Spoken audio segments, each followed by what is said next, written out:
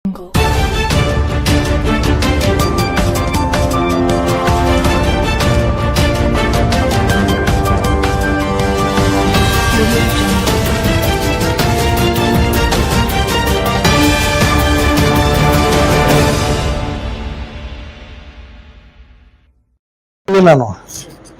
ಯಾವ ಗ್ಯಾರಂಟಿ ಎಲ್ಲಾ ಗ್ಯಾರಂಟಿಗಳು ಸತ್ತೋಗಿದಾವೆ.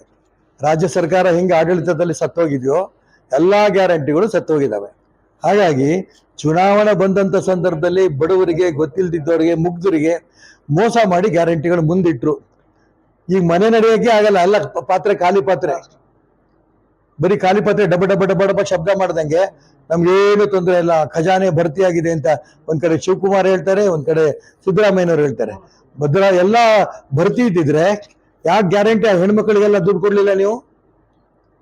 7 ತಿಂಗಳಿಂದ ಅತಿಥಿ ಉಪನ್ಯಾಸಕರಿಗೂ ಸಂಬಳ ಕೊಟ್ಟಿಲ್ಲ, ಭಿಕ್ಷೆ ಕೊಡೋದಲ್ಲ, ಅವ್ರು ಕೊಡ್ಬೇಕಾದ ದುಡ್ಡು ಕೊಟ್ಟಿಲ್ಲ. ಹಾಗಾಗಿ ಸರ್ಕಾರ ಸತ್ತೋಗಿದೆ, ಖಜಾನೆ ಖಾಲಿ ಆಗಿದೆ. ಈಗಾರು ಬಜೆಟ್ನಲ್ಲಿ, ನಾಳೆ ಬಜೆಟ್ನಲ್ಲಿ ನಾನು ಮಾನ್ಯ ಮುಖ್ಯಮಂತ್ರಿಗಳಿಗೆ ಪ್ರಾರ್ಥನೆ ಮಾಡ್ತೀನಿ, ಹಾಸಿಗೆ ಇದ್ದಷ್ಟು ಕಾಲ್ಚಾಚಿ,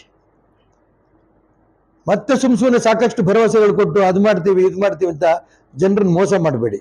ನಿಮ್ಗೆ ಎಷ್ಟು ಬಜೆಟ್ನಲ್ಲಿ ಮಾಡಕ್ ಸಾಧ್ಯವೋ ಈ ವರ್ಷದಲ್ಲಿ ಅಷ್ಟೇನೆ ಮಾಡಿ.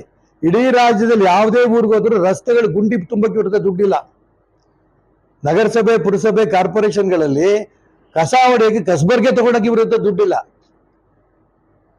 ಉದ್ದುದ್ದ ಭಾಷಣ ಮಾಡ್ತಾರೆ, ಉದ್ದುದ್ದ ಯೋಜನೆಗಳು ಹೇಳ್ತಾರೆ. ಅದಕ್ಕೋಸ್ಕರ ನಾನು ಹೇಳ್ತೀನಿ, ಟೀಕೆಗೋಸ್ಕರ ಟೀಕೆ ಮಾಡ್ತಿಲ್ಲ. ನಿಮ್ಮ ಕೈಲಿ ಎಷ್ಟು ದುಡ್ಡು ಇದೆಯೋ ಅಷ್ಟನ್ನ ಬಜೆಟ್ ಅಲ್ಲಿ ಮಂಡನೆ ಮಾಡಿ.